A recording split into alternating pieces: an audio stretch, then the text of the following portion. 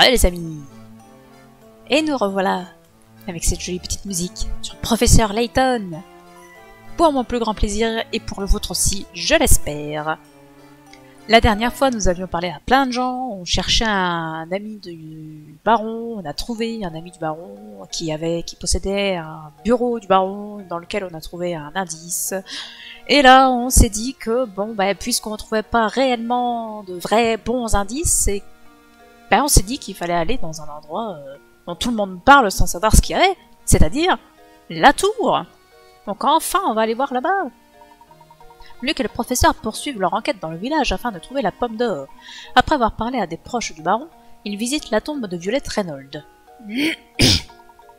De plus, Layton et Luc mettent la main sur une partie du journal intime du baron. Néanmoins, ils ne parviennent pas à comprendre ce qu'est exactement cette pomme d'or. La tour menaçante qui domine le village intrigue fortement le professeur. Désireux d'en apprendre davantage à son sujet, Layton et Luc se dirigent vers cette tour. Donc on leur avait déjà parlé, on avait déjà résolu leurs énigmes. Il est donc temps de visiter cette partie du village que l'on n'a encore jamais vue. Que ça comme pièce, c'est pas une vraie porte. Excusez-moi pour la toux. Il y a une énigme cachée ici. Eh ben ça commence très fort. En rouge et bleu. La boîte ci-dessous contient des boules rouges et bleues. Comme vous pouvez le voir, les boules ne se trouvent pas au bon endroit. Déplacez-les afin d'emmener les boules rouges dans la zone bleue et les boules bleues dans la zone de... Enfin bref. Hein, c'est comme avec les paniers de fruits l'autre coup. Il faut juste réussir. Il n'est pas allé assez loin. Standouille.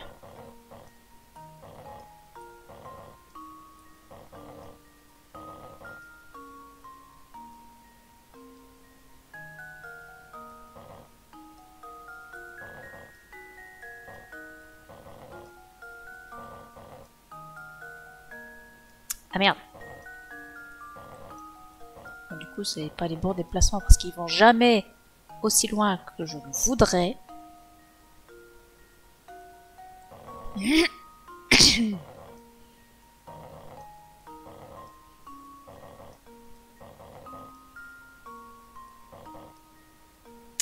Là, il faut... Qu'est-ce qu'il faut? Il faut faire ça, je pense. Comme ça, voilà. Toi, mais viens là! Foiré, mais allez!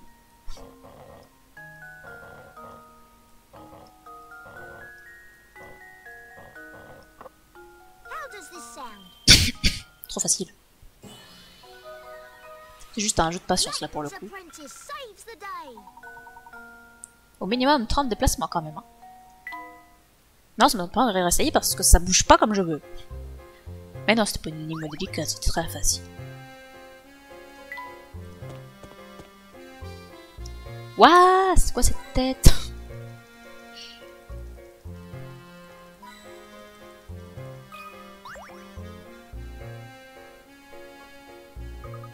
Oh, qu'est-ce que c'est que ça? Un morceau de papier. Luc, lis-moi ce qui est écrit, tu veux bien? Pas de problème, professeur. Voilà. Depuis la mort de Violette, le patron n'est plus que l'ombre de lui-même. J'ai donc décidé d'en fabriquer un en hommage à Violette. Je suis sûre que cela lui redonnera le sourire. Mais oui, je comprends maintenant. Alors, ce serait lui l'auteur du mystérieux journal.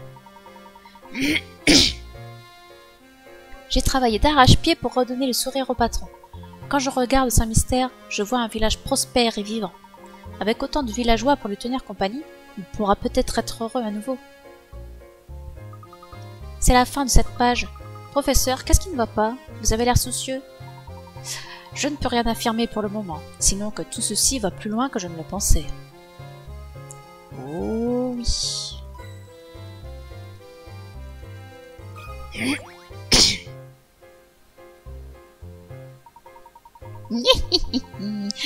Eh bien, ce n'est pas tous les jours qu'on rencontre un bel homme comme vous.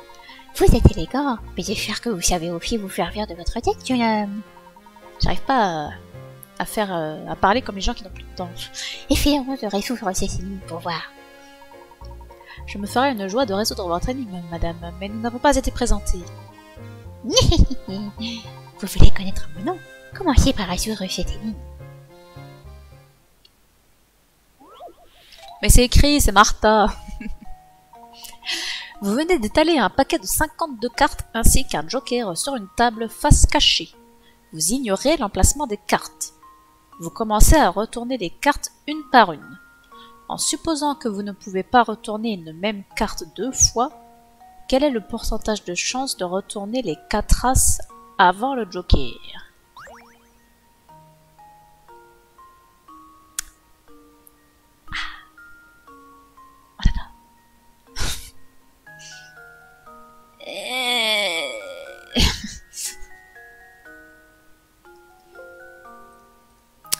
Il me faut un papier blanc.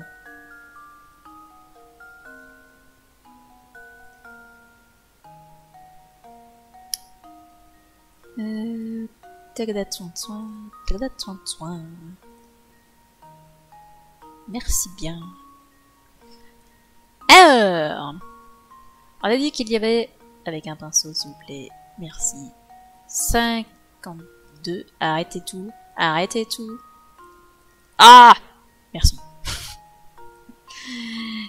52 cartes.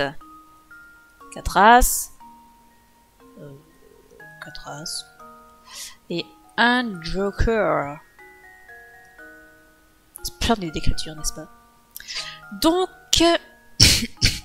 déjà on a 5 chances sur 52 de retourner ces 4-là.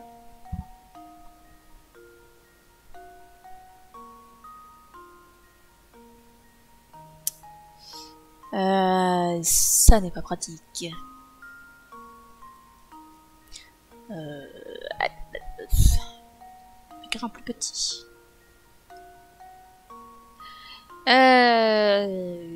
Donc j'ai 4 sur 52 plus 1 sur 52. Très bien. Et alors,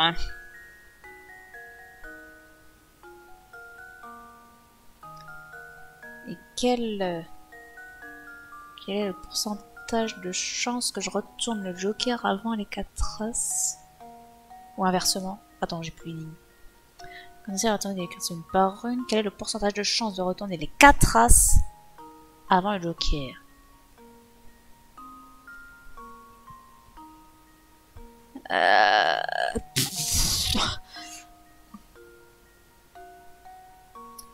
Bah après, il faut voir par rapport aux possibilités, n'est-ce pas? Parce que j'ai as, as, as, as et joker. Si le premier que je retourne, c'est un as. Après, ça peut être un as. Encore un as, puis le joker. Ou ça peut être un as, puis le joker. Ou ça peut être le joker.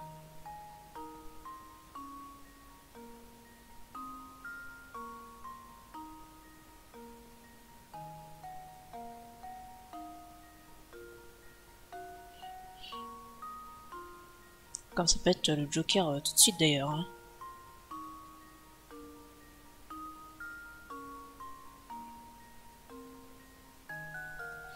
Je me souviens plus de mes maths.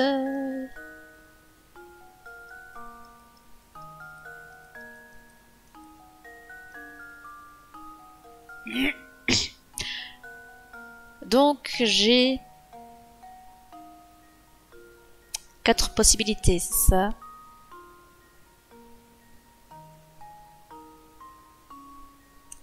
Non, il me manque un as là, j'ai que 3 as. Ça ne va pas?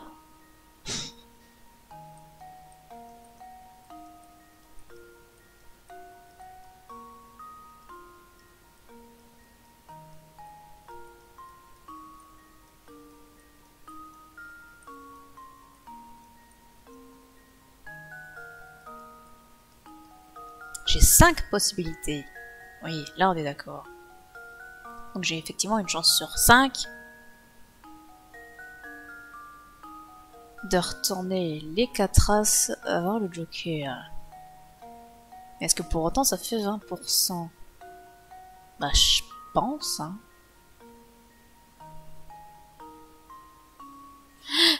J'avais pas besoin de faire tous chez moi si c'est 20%.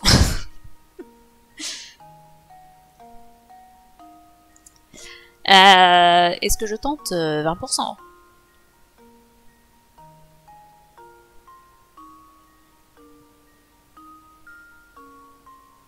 Une chance sur 5. Une chance sur 5, c'est 20%.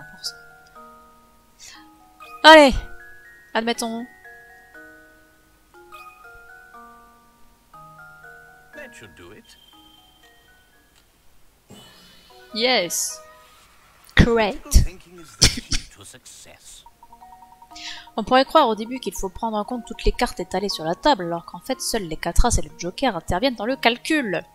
Une fois les 48 autres cartes éliminées, le reste est relativement aisé. Vous disposez de 5 cartes et l'une d'entre elles doit être la dernière à être choisie. Vous avez donc une chance sur 5 de choisir la bonne, soit 20%. Oui, c'est ça. C'est la bonne réponse.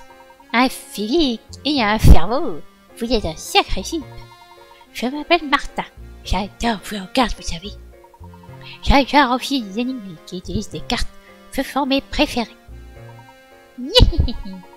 J'apprécie aussi accompagner les inhumains, vous savez. Professeur, je crois que nous sommes attendus ailleurs. Nous devrions y aller. Oui, partons. Ouh, ça fait peur.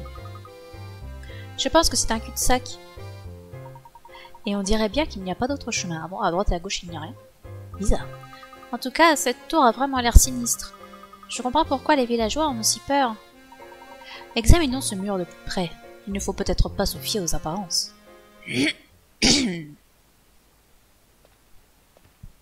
Ouais, la sympathique. What?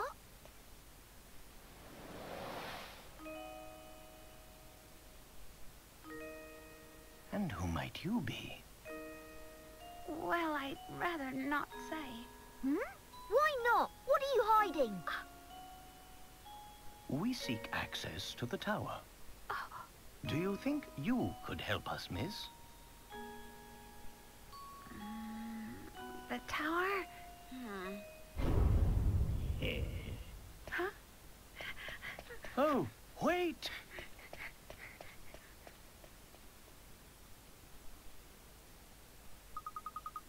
Mais qu'est-ce qu'elle nous voulait? Hein?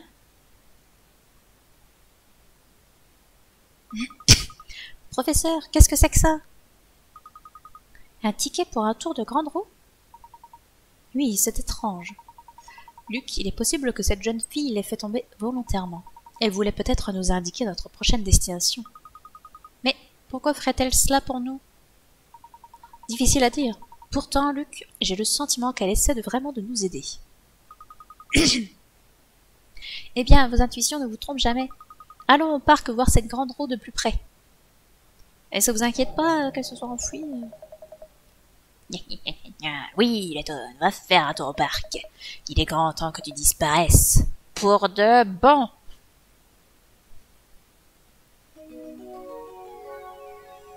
Qu'il est vilain.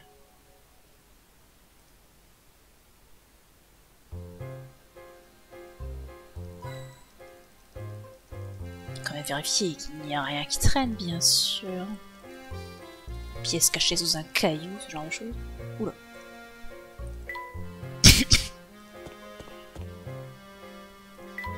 Bon. Eh bien, c'est parti pour le parc. Ce sera donc notre première visite là-bas. Il n'y a jamais personne là-dedans. On va enfin découvrir ce parc abandonné. Alors, tout le monde qui est là, on leur a déjà parlé. C'est pas la peine de retourner les voir. Chaque fois que nous passons par ici, le parc est fermé. Je me demande bien pourquoi. Aucune idée, Luc. Nous devrions poser la question à la mairie. passage vers la tour se trouverait-il dans le parc? Allez voir ce qu'il en est. Eh bien, soit. Et c'est parti pour le parc. Bon, qui est clairement abandonné. On va pas se mentir, ça se voit. C'est où la mairie? C'est ça la mairie? Oui.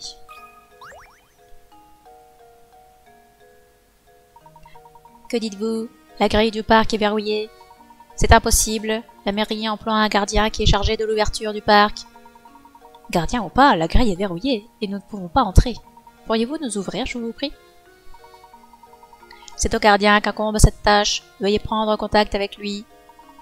Très bien. Et où peut-on trouver ce gardien? C'est une bonne question. Une très bonne question. Le gardien s'occupe du parc. Mais qui s'occupe du gardien? Aucune idée. Ce n'est pas dans mes attributions. Ah, la barbe! Le gardien du parc est également chargé dans l'entretien des égouts. Bien, maintenant, si vous n'avez aucun formulaire à me demander, veuillez quitter les lieux. La courtoisie n'est vraiment pas son fort. Les égouts, ce n'est sans doute pas l'endroit le plus agréable du village. Mais en tout cas, nous n'avons pas encore enquêté là-bas. Nous y trouverons peut-être des indices. Allons-y, je n'ai vu qu'un seul accès dans tout le village. Ah oui, la bouche d'égout sur la route qui mène au parc. Eh bien, je pense qu'on n'a pas le choix. En route! Mauvaise troupe. Est-ce que les gens me redonnent des énigmes? J'espère que mon regard scrutateur ne vous dérange pas. Je compte me servir de mes observations dans mon prochain roman. Ah, cela, oui.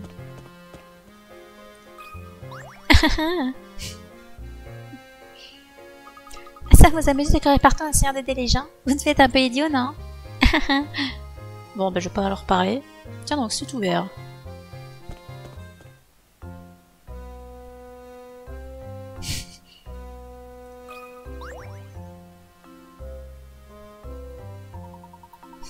C'est quoi cette tronche?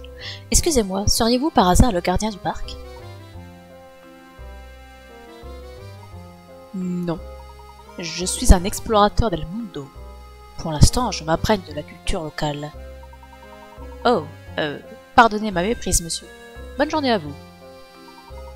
Oh, attendez un momento, please.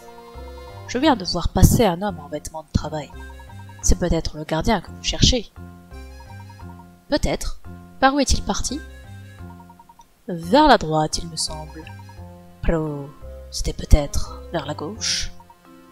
Je vois. Êtes-vous sûr que tout va bien? Vous avez l'air un peu perdu pour un explorateur.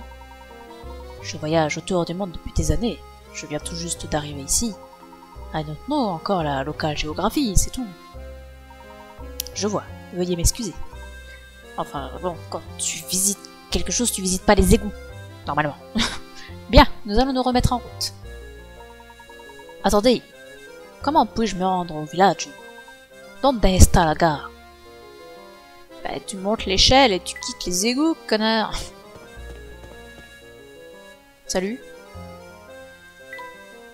Ciao. Bon, qu'est-ce que tu fais là, toi? Eh bien, vous avez l'air surpris. Vous ne vous attendiez pas à me trouver ici? Continuez dans cette direction, vous rejoindrez la rivière qui entoure ce mystère. Mais ne vous faites aucune illusion, il est impossible de la traverser. Oubliez donc l'idée de retourner à la civilisation. Vous n'avez qu'à vous installer ici. J'imagine que la nouvelle est difficile à digérer. Allez, je vous propose une petite énigme pour vous remonter le moral. Il est trop fou, lui. En vue de votre déménagement, vous avez emballé vos affaires dans 20 cartons que vous avez ensuite empilés comme ci-dessous. Vous voulez à présent inscrire leur contenu sur chacun d'entre eux, mais pour cela, il vous faudra auparavant en déplacer quelques-uns. Combien de cartons ne sont pas accessibles en l'état actuel des choses? On admet qu'il n'y a rien ici, là, dans cette colonne. Accessible, accessible, accessible, accessible. Toute cette colonne est accessible. Celle-ci est accessible. On va mettre des croix. Celle-ci est entièrement accessible, là aussi. Ça, c'est entièrement accessible, là aussi. Celui-ci est accessible, celui-là aussi. Mais ça veut dire que celui qui est dessous là n'est pas accessible. Là non plus. Et là non plus. Il y en aurait donc 3 qui sont inaccessibles. 1, 2, 3. Derrière c'est bon. Côté c'est bon. 3. There we go. Every puzzle has an answer. Eh oui.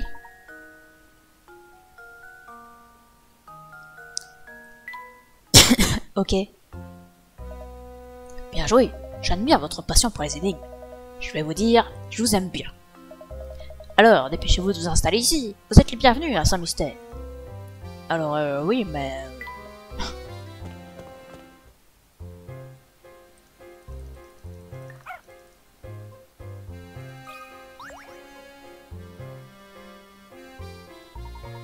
Je n'aurais jamais pensé que les égouts nous mèneraient ici. Regarde, Luc, on voit mon automobile là-bas. Au fait, connais-tu cette énigme? Ah, une énigme cache. Enfin, elle n'est pas vraiment cachée pour le coup. Ouah, 54. Un train de 100 mètres de long met 30 secondes à traverser un pont de 400 mètres. En supposant que le train conserve une allure constante, quelle est sa vitesse exprimée en kilomètres par heure?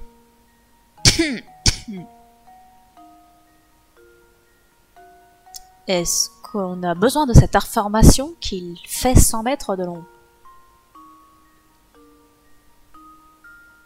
En général, on s'en fiche dans les vitesses. Enfin, ça change pas sa vitesse, quoi.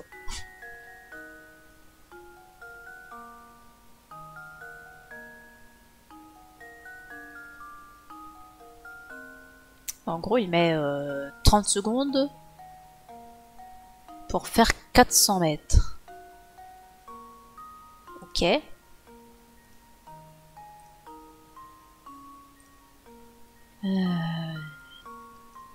J'aimerais bien faire un petit imprimé écran.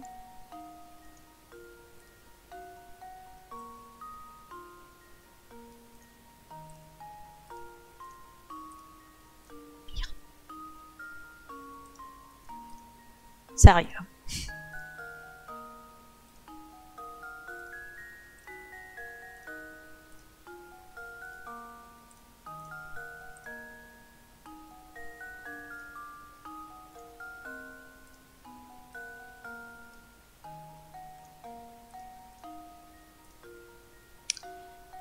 Tchouk.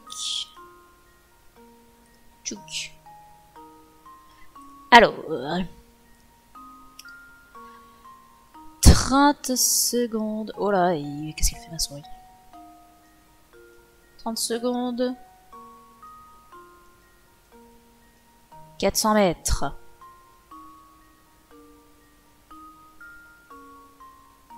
Donc, 60 secondes, soit 1 minute. Et 800 mètres.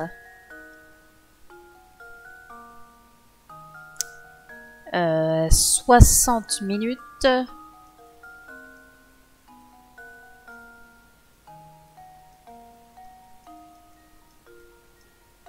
800 fois 60.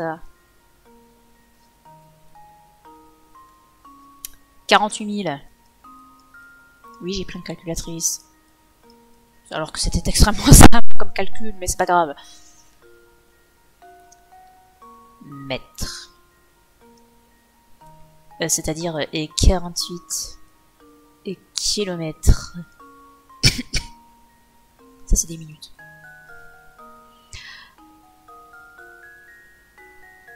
Du coup, il avance qu'à 48 km/h. C'est pas beaucoup.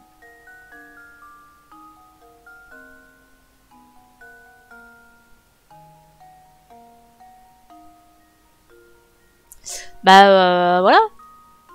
Hein? 48.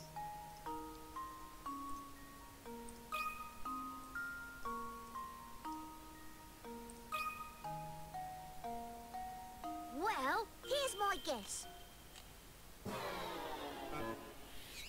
I've let you Pourquoi down, donc? Professor.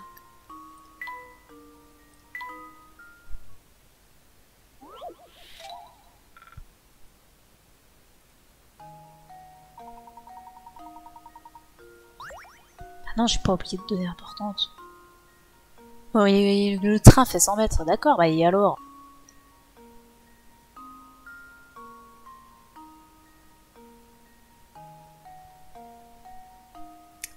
Eh.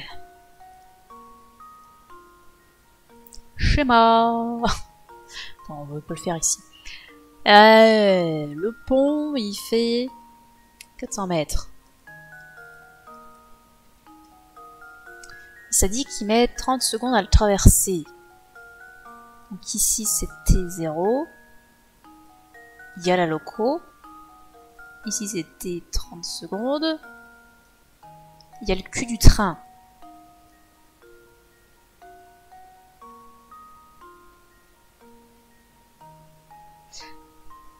Mais du coup, ça veut dire qu'il fait 500 mètres en 30 secondes.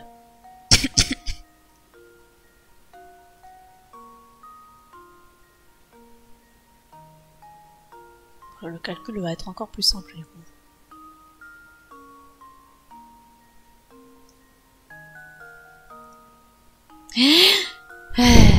Bah pourquoi ça? Ah oui, je suis toujours en gomme, ça me va pas.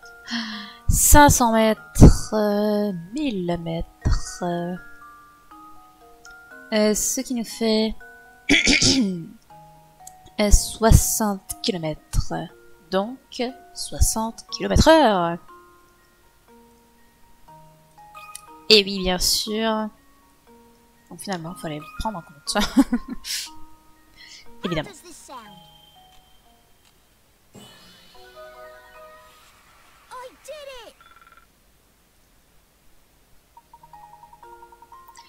Bonne réponse. Il s'agit d'un simple problème d'arithmétique. La seule difficulté consiste à utiliser les bons nombres.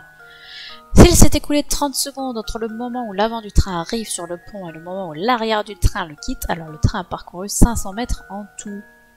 Et oui, évidemment.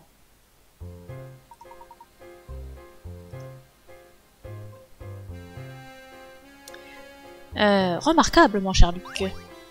Un fossile. C'est trop cool, les fossiles.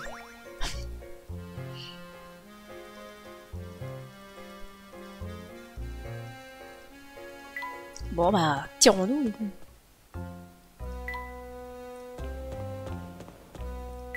Elle est bizarre, la musique, par ici.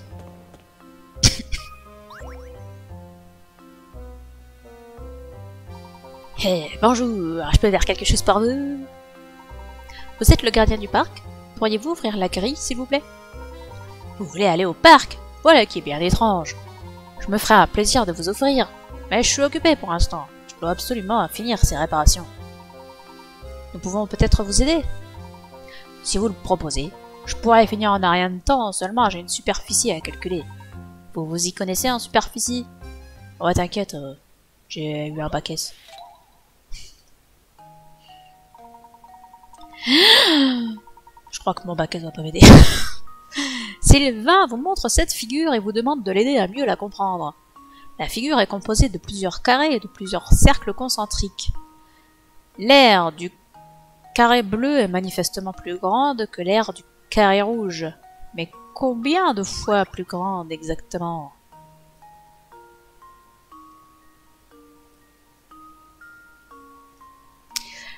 Eh bien... Tu peux mettre un carré rouge dans chaque truc comme ça, donc 4 fois plus grand.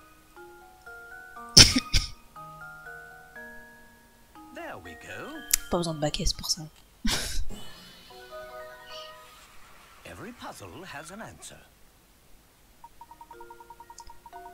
En faisant pivoter le carré intermédiaire sur un angle de 45 degrés comme sur l'image ci-dessous, la réponse devient évidente. Je vois pas en quoi ça devient évident. L'aire du carré intermédiaire est d'une part égale à la moitié de l'aire du grand carré bleu de part égale. Ouais, enfin ma solution est extrêmement plus simple, hein, vu qu'un quart du carré rouge, enfin, oui, un quart du carré rouge, ça fait un quart du carré bleu, ça veut dire que, voilà quoi, hein, c'est pas difficile. Beau travail, laissez-moi le temps de finir ça et j'ouvrirai cette grille pour vous. Et voilà, c'est réparé.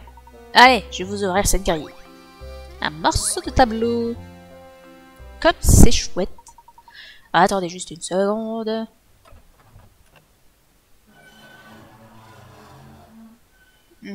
Quel doux bruit.